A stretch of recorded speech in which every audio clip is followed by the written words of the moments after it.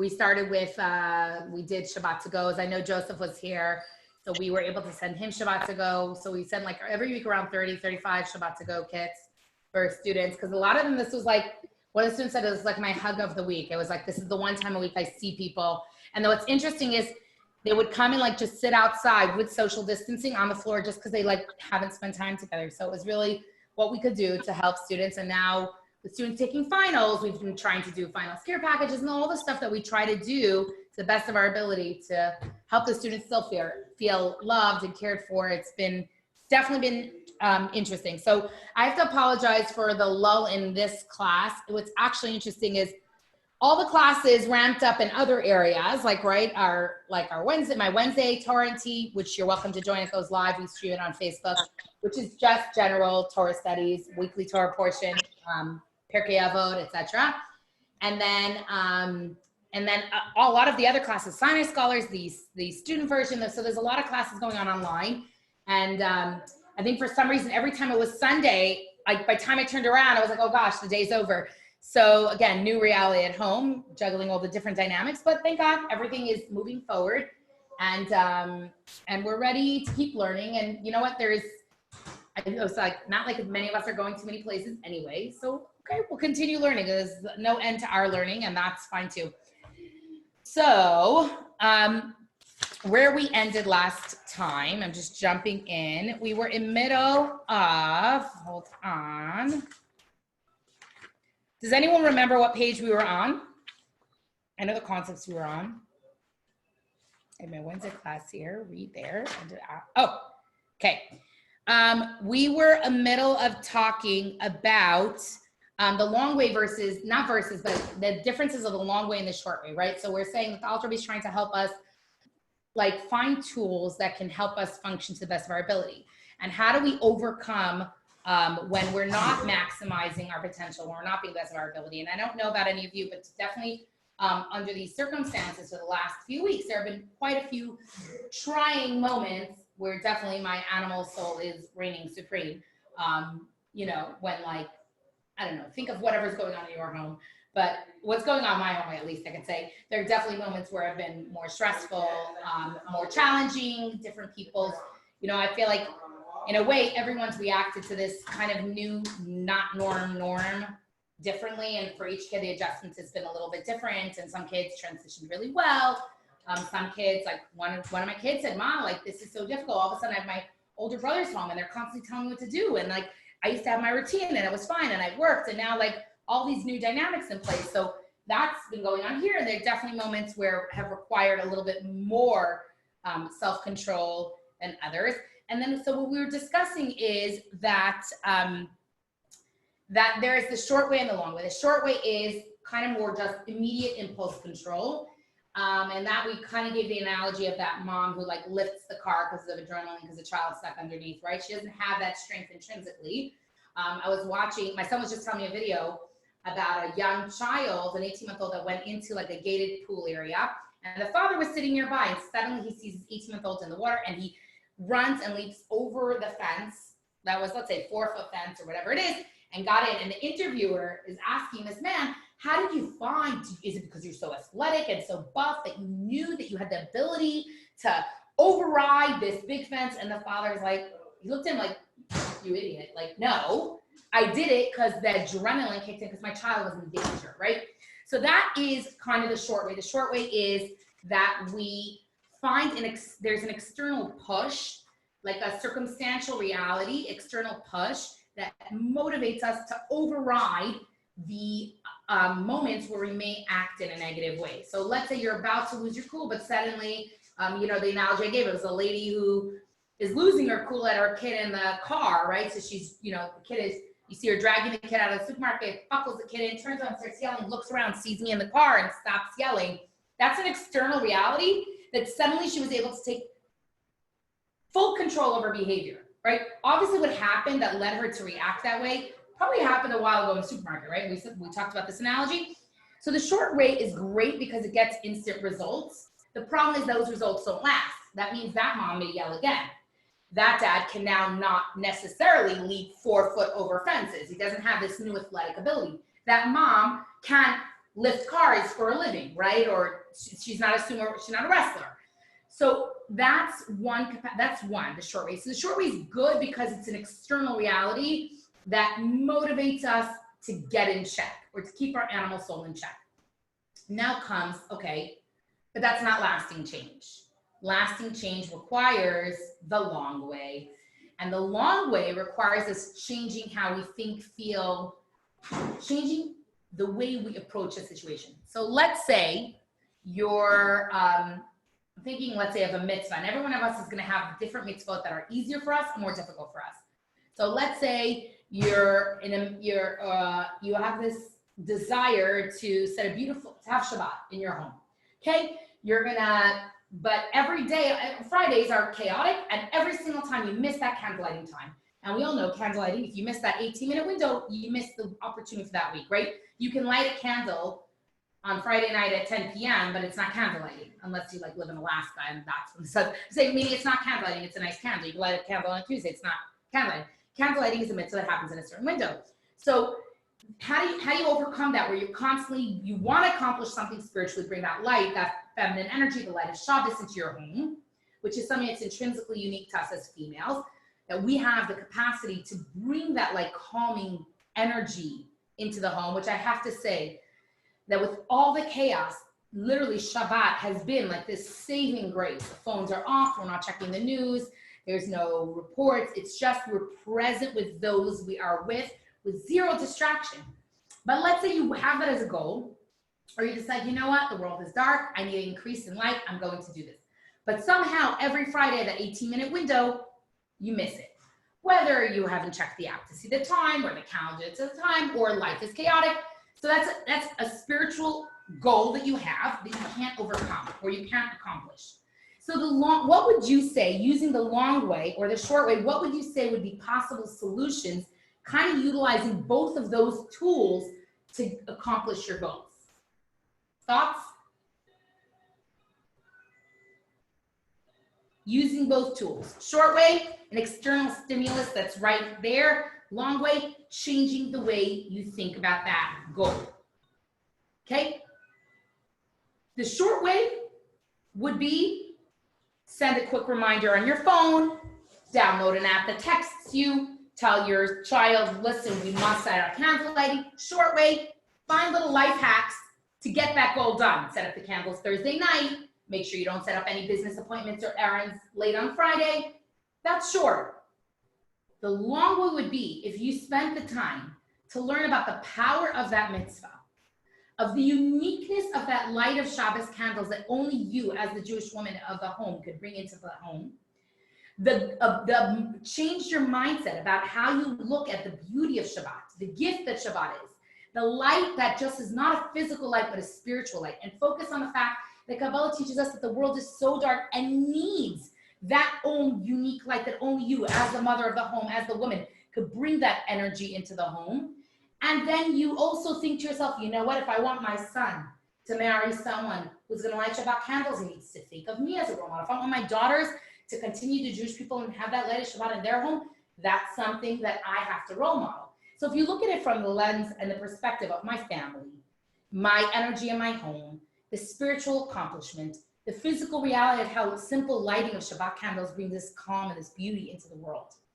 If you change how you feel about that mitzvah, then the superficial distractions will disappear. And that's an example on a mitzvah. And I'm not saying a superficial mitzvah because it's a very significant mitzvah.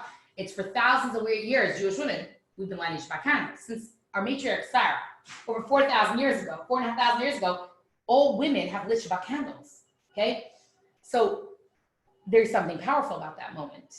As a matter of fact, Kabbalah teaches us that when we light Shabbat candles, and I know this class isn't about Shabbat candles, but when we light Shabbat candles, we're literally opening a pipeline of blessings, material and physical blessings. We're plugging in a pipeline of blessings, material, spiritual, physical blessings for our own selves, for our families, for our children, for our grandchildren that aren't even here yet, okay?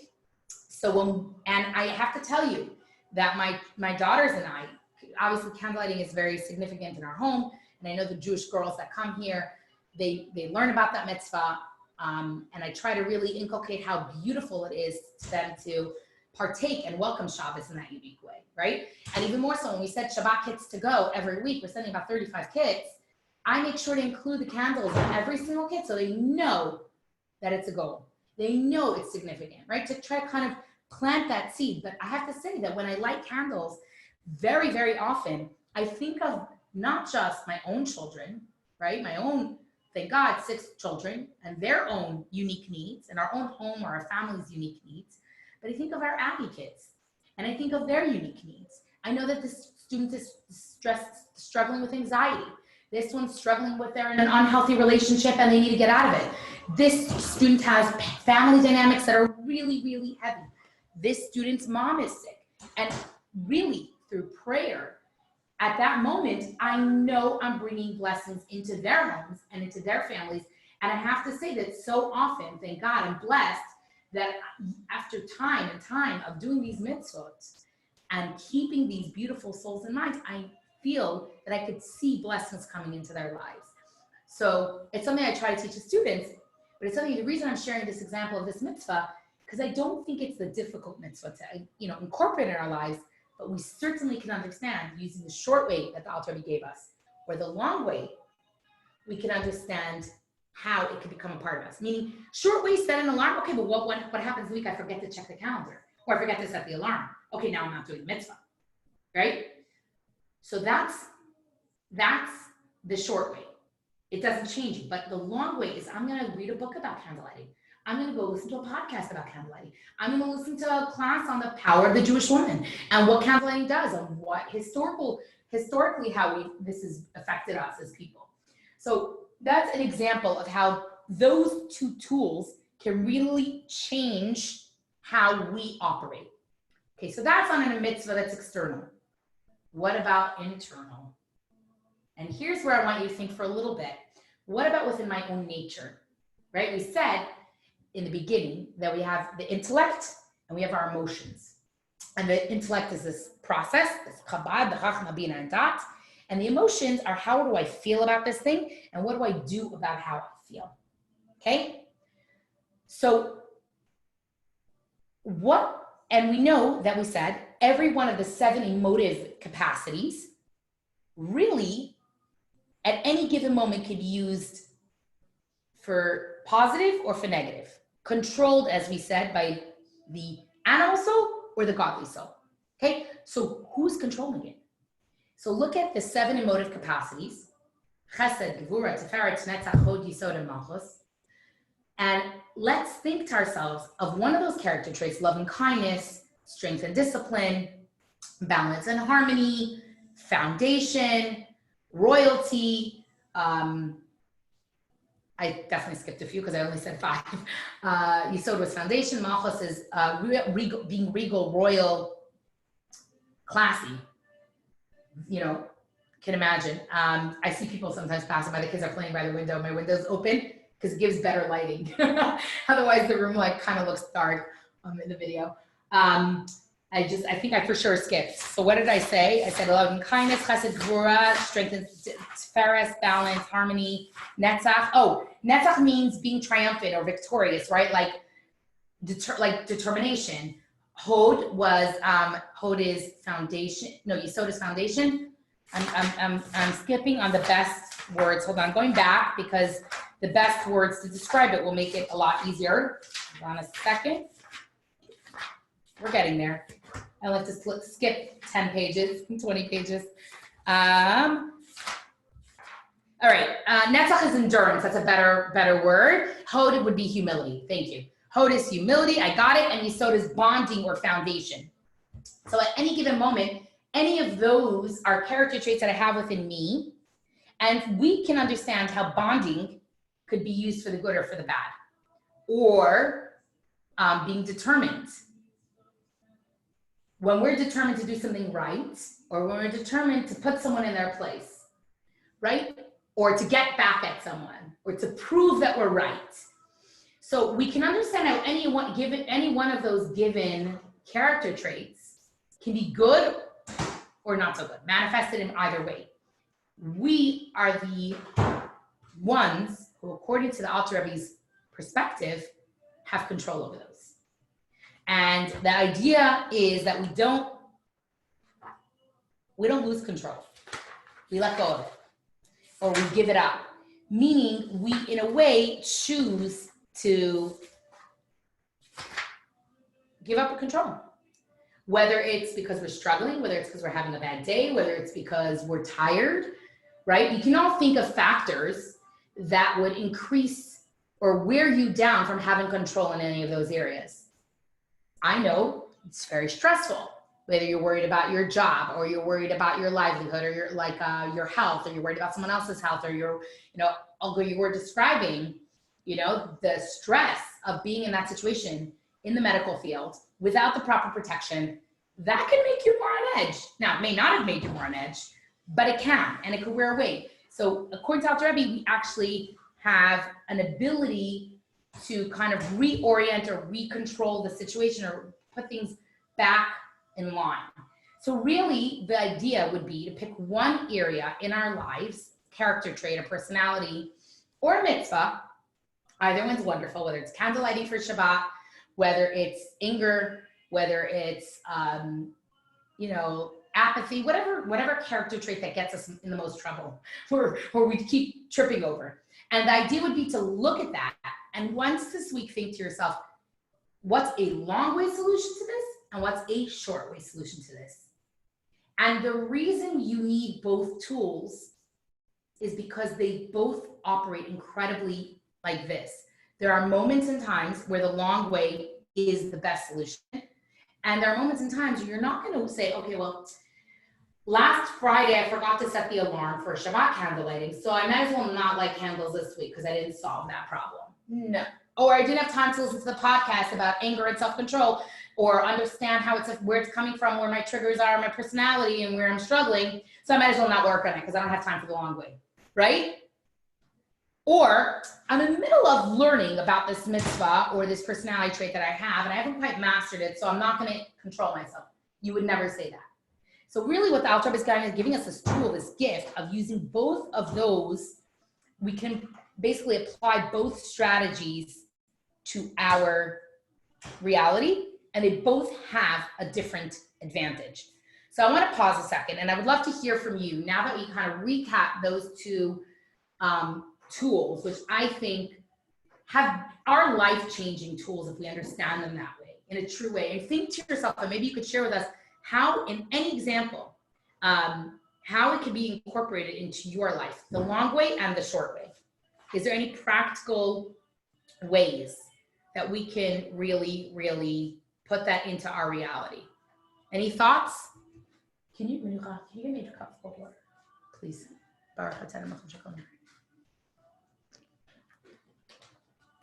Any thoughts? Don't be shy. Guys, everyone's learning via Zoom nowadays. It's all out there. I was laughing. I mean, we've been trending. We did this, already last year. So we were like ahead of the game. You're going to water the plants. That one on there, sorry, that one on the left, I'm going to mute myself for a second. The one on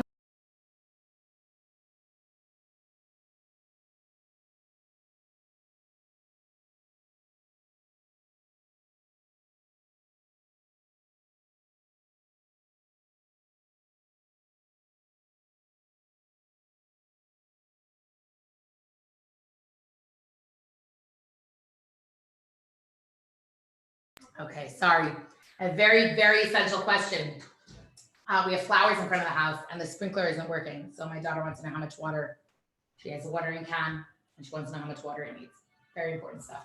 Anyone think of how, maybe it's not even for themselves, maybe for their child, how they can help their child see either one of these, or an example from an employee or any life circumstances that would they could see using both of those tools, the long way or the short way? No one wants to unmute, huh? It's okay. I'm just telling you, in my life, I can think of this all the time because there's so many areas for me to work on, whether it's a mitzvah, whether it's, prioritizing certain self-growth or helping a child through a certain thing. Or, I don't know if this speaks to either of you, but looking at your teenage children who you're going to spend a lot of time with, and like trying to see them through those two different lenses, right? Like being more patient with them. I'm speaking for myself. I'm not speaking for you, but that's something that I could definitely see myself, both in the long way and the short way, seeing things differently. And the short way would be, don't say it, self-control. Damaging for the relationship. No, it needs to. It's not overwatered. It needs to. Yes. I've been working. Trust me. Okay. Thank you. And the long way would be Zoom, at that moment, how I handle that situation with that teenage child. And the long way would be to sit down with my husband, understand what the child's going through emotionally or developmentally, really try to gain more sympathy for the child, not look at their external behavior and really see what's going on in their life. Those would be two examples. Okay. So just give me a thumbs up on the bottom of Zoom. If you're on your phone or whatever, you could just do this. Either this, just to let me know whether that, does it click and make sense so that we can go on to the next chapter? Does it make sense? The utilizing both tools, am I making it clear enough?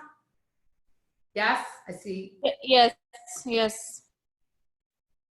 Okay, and Varda, you can just give me a thumbs up or a nod if you're here. Okay, so you can understand also why, for the Alter Rebbe, why these were, think of when Tanya was written.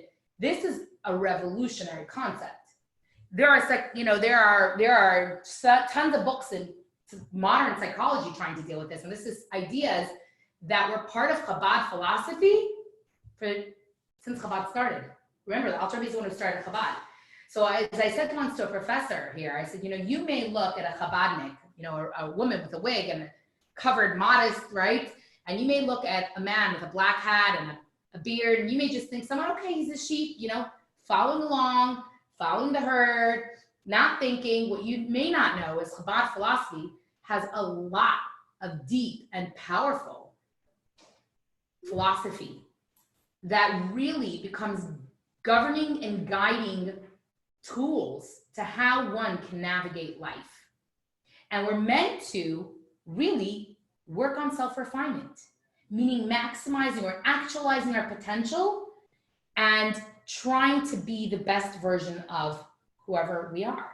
So it's a really cool thing to now see how those tools, and maybe next week when we pick up and it will be a little more fresh in our minds, we could actually maybe everyone could think of an example in their life of how those two tools are really, really implementable in a practical way. Because I always tell students, whether it's college students or Chabad students, a lot of Chabad students are in Chabad schools, but they don't necessarily understand a lot of these tools are very practical. And I always tell them, what the Alter Rebbe was saying is, okay, everyone needs a toolbox to go through life with, right? So you could try to put together a chair with a screwdriver, or you can use a drill. The tools from Chabad philosophy, from Chabad Hasidut, are like that power drill. It's going to get the goal, you may get there with a screwdriver, but it's going to be a lot more work, a lot more backbreaking, a lot more arduous, and it may not even be as strong. The tools that Tanya gives us are like a power tool. You still have to use a power tool. You have to choose to pick it up. You have to know how to use it. You have to use them. But they're tools that could really, really help us navigate life to the full and like really get the job done. And ultimately for ourselves and for our children, bring more of these conscious awareness, these tools of self-awareness and consciousness to the forefront, which is why I love Tanya, which is why I spent a lot of time talking to Chabad girls about Tanya, actually. Okay? Because I always tell them, the answers are in Tanya. The answers are in Chassidus. It's there, of how to navigate life. Okay, so let's look at page 60. If you have your book in front of you, page 60 gives us kind of a summary of those key points that we're just talking. Yeah, do you have to, hold on a second, go ahead. Yeah? I just have a question. Go for it, yeah. If you're saying that is the power tool, so that would sound almost like that's the short way, not the long way. Both are power tools. They're two different types of drills. One time you need to use this one time you need to use that one. Because what I'm saying is, the power tool is because both of them will get, how about this? It's a power tool with two different bits for different situations, right? Meaning, think to yourself of your life. You're not going to wait until you fully fully understand this situation to work on it. Right. Or you're not going to wait till you fully understand this child, where they're up to help them. You're going to help them, and then you're going to also try to. There are times that the short way is not the right answer. I'll give you an example.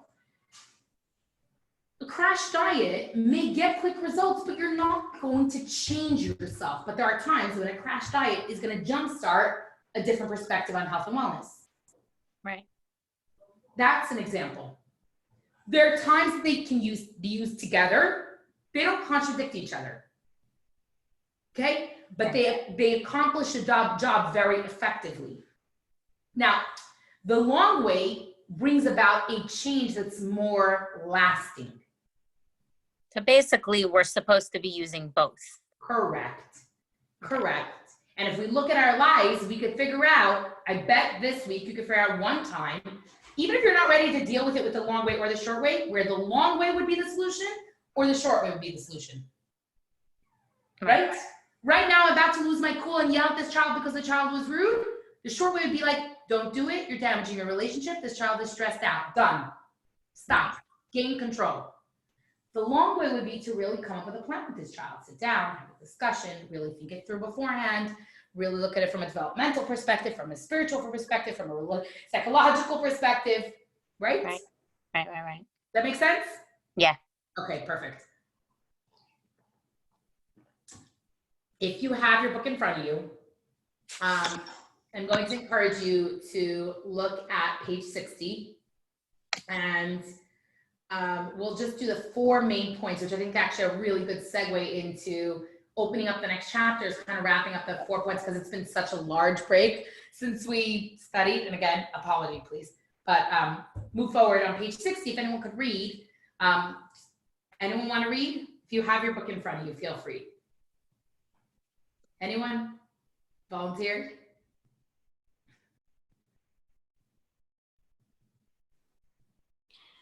Impulse control alone is very difficult when our impulses are not consonant with our actions. So we need to work on ways to build emotional congruity. There are 2 methods for doing so, which are best used in combination, the long way and the short way. Okay, perfect. Thank you, Olga. Just to kind of sum that idea up, is if you remember, we said there is the insides, how I feel about things, and then there's the outside, what I do about it. And remember, we said the soul has 3 garments: thought, speech, and action, right? I feel angry or upset. Do I say and do anger and upsetness? That's a choice. Okay, my inside is how I feel. My outside is how I have to act. And we said sometimes our outside has to act like this. So maybe, Olga, when you were really stressed out at work, right? You didn't have the proper protection, didn't have the proper tests. You were really stressed out. Could you go into work and yell at everyone and freak out and do it? No, because your inside is nervous, stressed, anxious, worried, uncomfortable, feels out of control. Your outside still has to be a mature professional adult. That tension of the difference between the outside and the inside causes chaos. Okay? So the emotional congruity, the more we can get the outside and the inside to feel, kind of operate on the same playing field, the less tension there is. And that's the goal of both of these methods. If you don't mind, keep reading, Olga. I really appreciate it. Number 2. The long way consists of comprehensive study of contemplation, creating feelings through knowledge. It takes a lot of time to take effect, but its effects are lasting. Right? Like we said, a crash diet versus taking a course on nutrition versus reading a book or versus working with a fitness coach or a health coach. A parenting, right now I'm not going to yell and lose. I'm going to try to see if I can not yell and lose my cool in this parenting journey, or I'm going to take a parenting course. One's going to take a long time. You're not going to wait till you take a parenting course to not yell. You're going to try to get yourself under control. Again, I may feel this, have to behave here. That tension, difficult. Long way says, take that parenting course. Learn about the spiritual powers of parenting. Learn about the gift you're giving to your children of being a present, ground, whatever parent. That's the long way. Results last, but it takes a long time to get there. Now comes the short way. Olga, thank you. The short way involves tapping into our latent, natural feeling of love and yearning for God. These feelings of love and yearning for God come to the fore when our connection with God is under threat. Therefore, one can arouse these feelings by viewing each mitzvah as an opportunity to connect with God, and by viewing any transgression as, God forbid, threatening that connection with God. Amazing. Okay, so the reason we're doing this is because we get to unpack this one. Number 3 has a lot in here. Do you remember I said the short way is an external stimulus or external reality that clicks you into the mode where you know, like that lady was about to yell, but then saw me. So it was external thing of being embarrassed. She got it together. Not because she was calm, because there was something external that happened. So the short way, the author is saying, let's say it comes to your service of God, a mitzvah. And by the way, refining our character traits is a service of God. Okay, we said that. Becoming a better version of myself where I could have all my emotional capacities and my character traits in check is holy. It is serving Hashem. It's not like, well, there's the me that gives tzedakah and lights Shabbat candle and buys only kosher meat. There's that me. And then there's the me that, is nasty to people or, is not refining, is stubborn or whatever character traits we have that we're struggling with. Judaism sees that the more we work on refining ourselves, the ripple effect is tremendous. Okay, not just for our own lives, but all the lives of those we affect, we touch, we interact with. Therefore, what the Alter is saying here, and it's so powerful in Tanya, that if one understands that every single mitzvah is in a deep and eternal bond with Hashem, with God, with infinity, a person will not want to let go of that mitzvah. What does that mean? Okay, so we said this, that a mitzvah can be translated in different ways. A very basic one, people say, oh, it's a good deed. Not always, okay? There's a mitzvah not to wear wool and linen together, a fabric that's made out of wool and linen. What? How is that a good deed? So we have to understand that there's probably a different translation to the word mitzvah. So let's dig a little deeper. And the next way we look, obviously, linguistically, the word is tzivoy, which means a command. Okay, we can understand 10 commandments. I command you to do this. Okay, that's fine. We have a relationship with God. He tells us what to do. You're a parent. You tell your child what to do sometimes. Don't drive the car without a seatbelt. Don't text and drive. Don't yell at your brother, right? That is a command. But do you want your relationship with your child to just be based on what you command them to do and not to do? Thoughts? You want that? Is that a deep relationship, that a parent-child relationship? No. No. You want it to be deeper. You want it to be mutual respect. You want there to be love. You want there to be other layers. Because otherwise, as soon as you're not giving the command, the child's not going to listen. Very superficial relationship, not deep enough. Then comes the deeper explanation that Kabbalah, that Hasidut explains, that the word mitzvah comes from the root word safta v'chibor, which means a bond and a connection. What does that mean? That means an infinite God who desired this world, desired a relationship with man. And in that desire for that relationship with man, this infinite God gave us opportunities to connect with him through mitzvot. So yes, when I'm lighting the Shabbat candle, I'm literally fulfilling what God wants. I'm bringing godliness into the world. I'm connecting, and it's an infinite connection. Because if we understand that Torah and mitzvot are chachmato u'retzono shel HaKadosh Baruch Hu, which means God's will and God's wisdom. It means, let's say, think to yourself as a parent, what is your will for your child? What wisdom do you have that you want your child to impart to your child? Think of those things. Let's say it's values or ideas or life experiences, right? God's will and wisdom for us as his children is Torah, which we know why Torah is not a history book. It's not the story of our people. Torah, I hear people say it's the Bible. It's not the Bible. Torah milashon hara'ah. Torah from the language, from the root word, lessons, teacher, guide. So God says, I created you I have my will and wisdom for who you are and what you could be and your potential in this world and how you could bring your own uniqueness to this world. Just like us, we have ideas of how we can help our child bring their own unique light into the world, okay?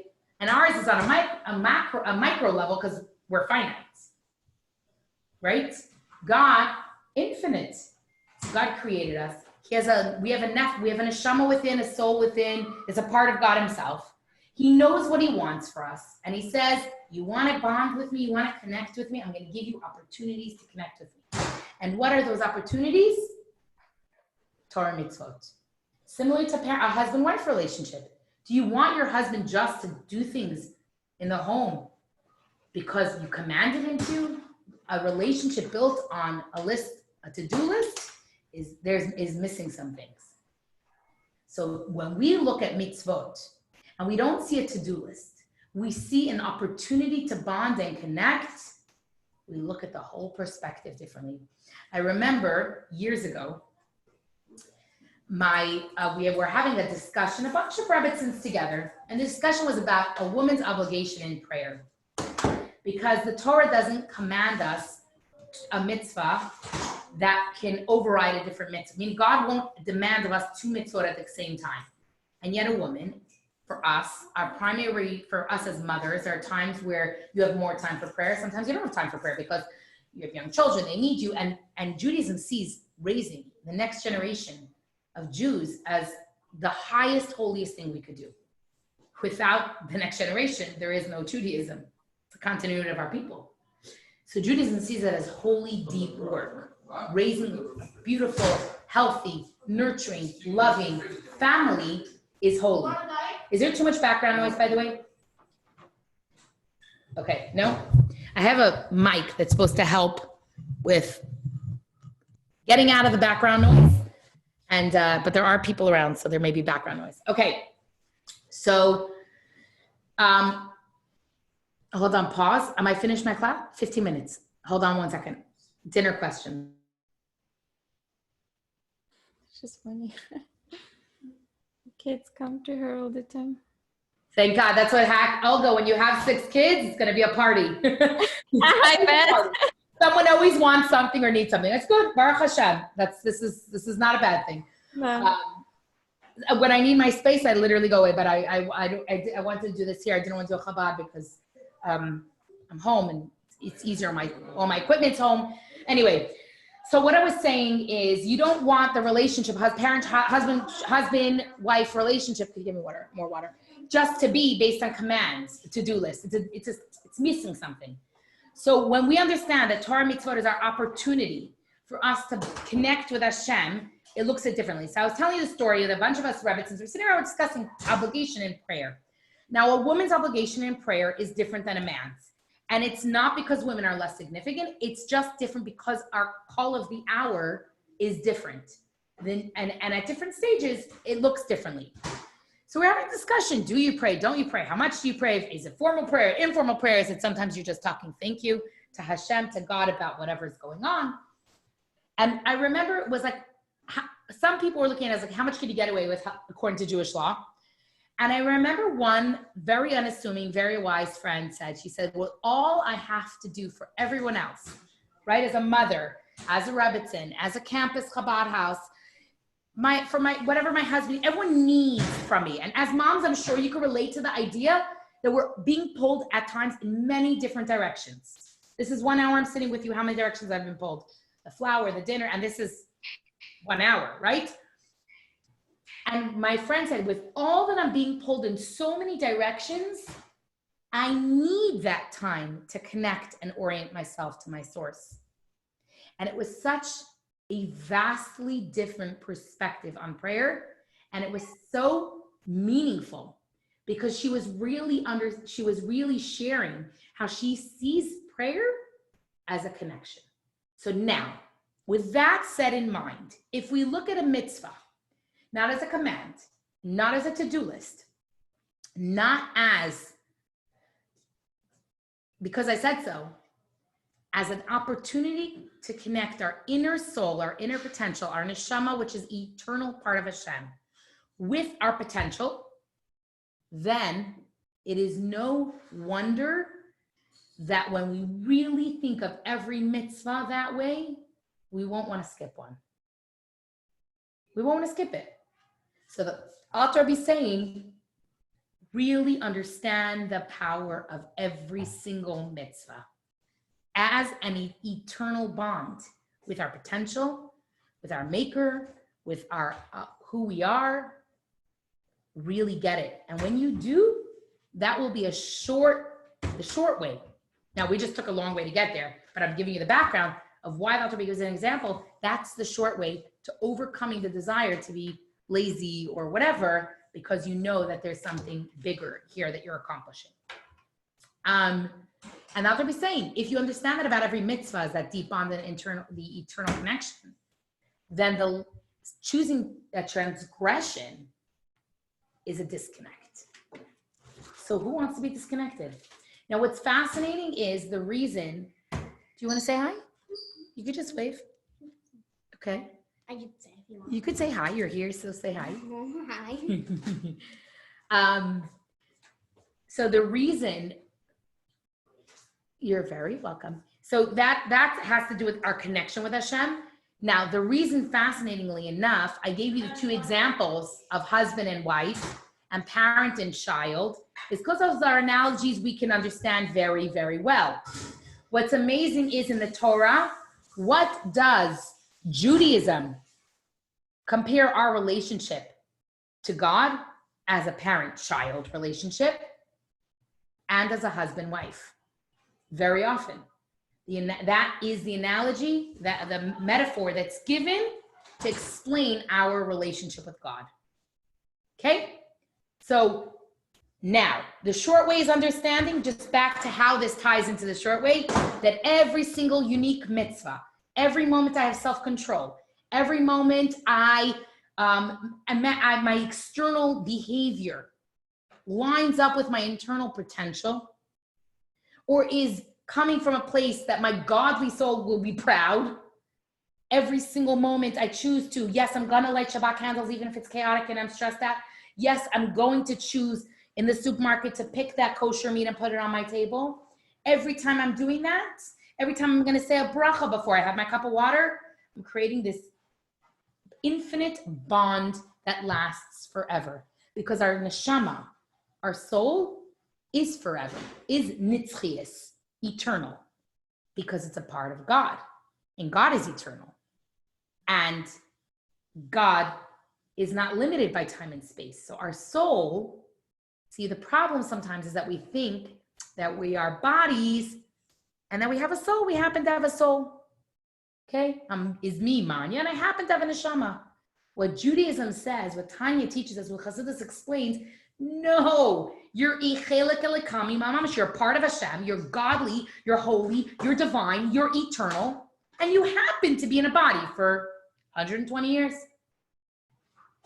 You happen to have this time in this world where you're able to maximize your potential, bring light into the world, and elevate your soul. So knowing that we're bodies that have souls, and the souls, or we're souls, that happen to be in bodies, and the soul is forever because it's a part of God, we could look at every mitzvah as an opportunity. Every moment that we put that godly potential, the animal soul in check, and the godly soul dressed in a garment of thought, speech, and action that is holy, that's an opportunity. That's eternal. That's maximizing my potential. Does it make sense now, number 3? Any questions on that? Because I know we took a little bit of a tangent, but it had to kind of put the concept that's shared in number 3 in place. Any questions about the idea of the mitzvah on that little kind of tangent? A bit confusing. Okay, so let's break it down again. Anyone else a little confusing? So I'll summarize it in. So my question is, and it's probably like trivial. No, when there's you no such thing as a trivial question, my dear. Go. How the one example that you gave about like a short way being, for example, a crash diet. Yeah. How does that tie in there? Okay.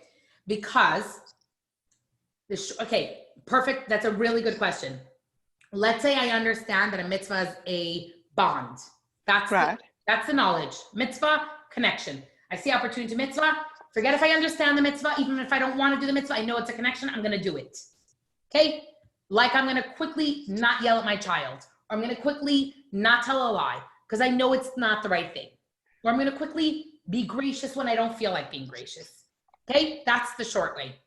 The reason it's like a crash diet is because a crash diet means right now I see a cookie, I want to eat it, I'm gonna, oh, no, self-control. Do I know why I shouldn't eat the cookie? Okay, by the way, eat cookies. I'm not saying don't eat cookies. That's not what I'm saying. The crash diet is right now, I'm doing this for right now because I know this is what I need to do. But is it gonna stick? Is it gonna last? Is it gonna become a part of me that I understand? Not necessarily. I may do the action. I may lose the 10 pounds. I may not yell at my child. I may act gracious when I feel like not acting gracious. I may light the Shabbat candle even though I'm tired and I'm cranky and I don't feel like it. Yeah?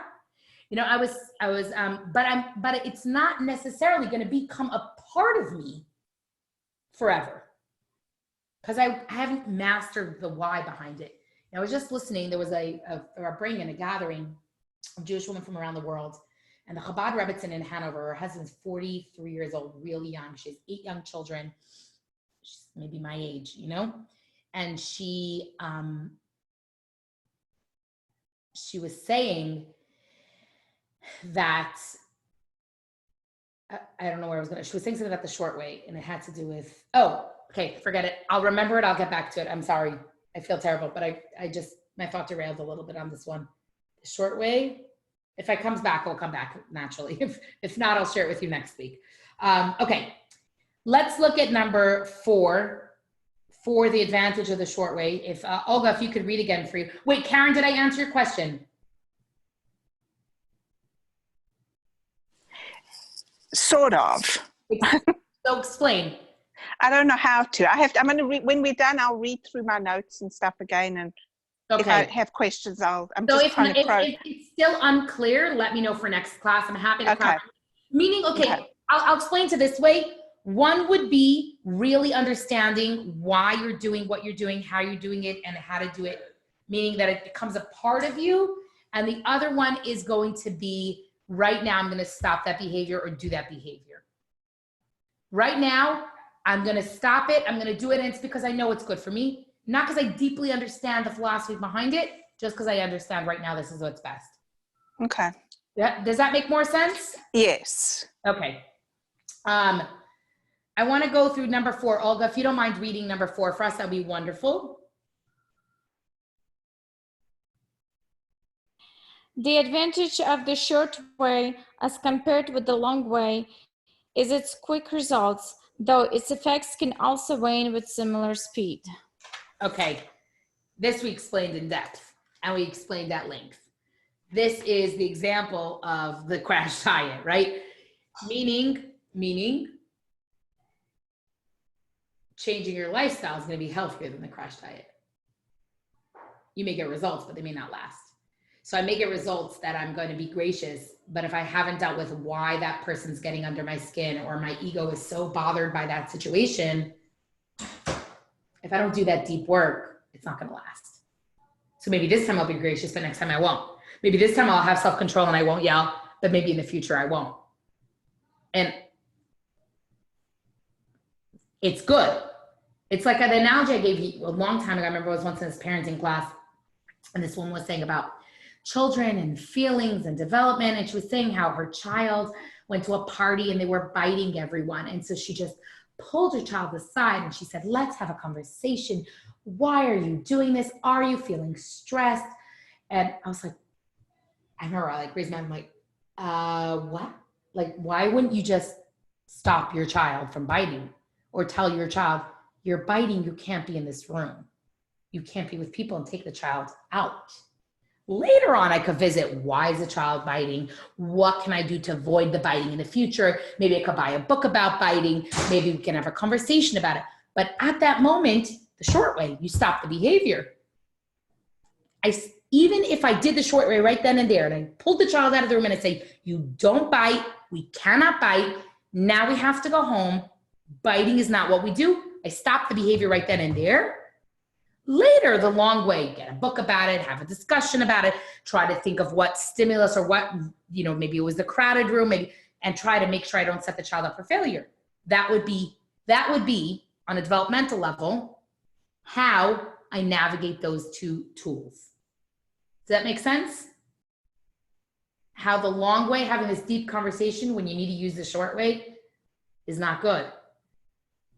But using the short way when you need to use the long way, it's also not good. So you need both. Yeah, go ahead, Karen. So would the mitzvah then be considered that you took the kid out the situation? Yeah. At that moment, you're stopping the child from being out of control. Okay.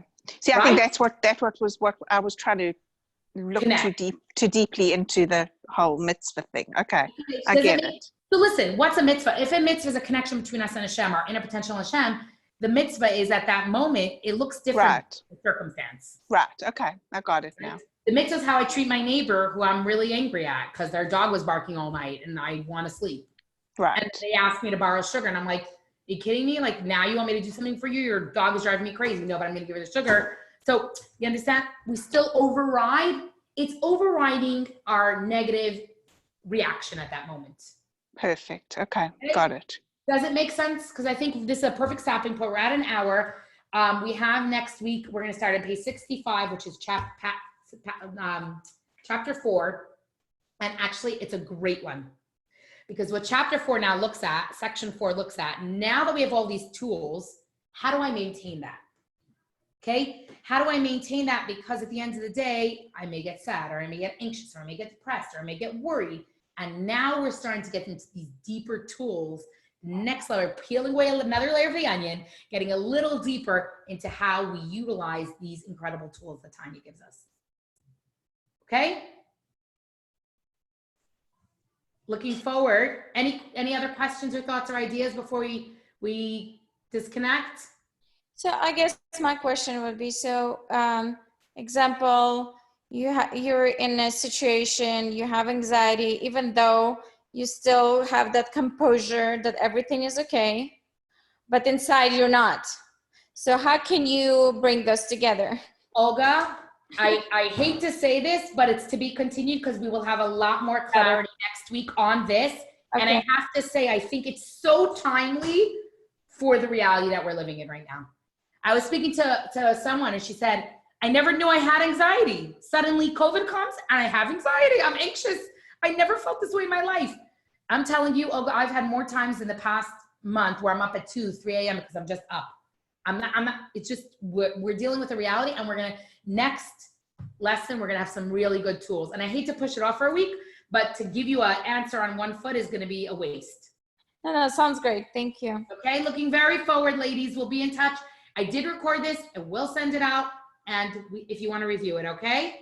Okay, thank you so much. Have a good one. Good night. Thank you. You're so welcome.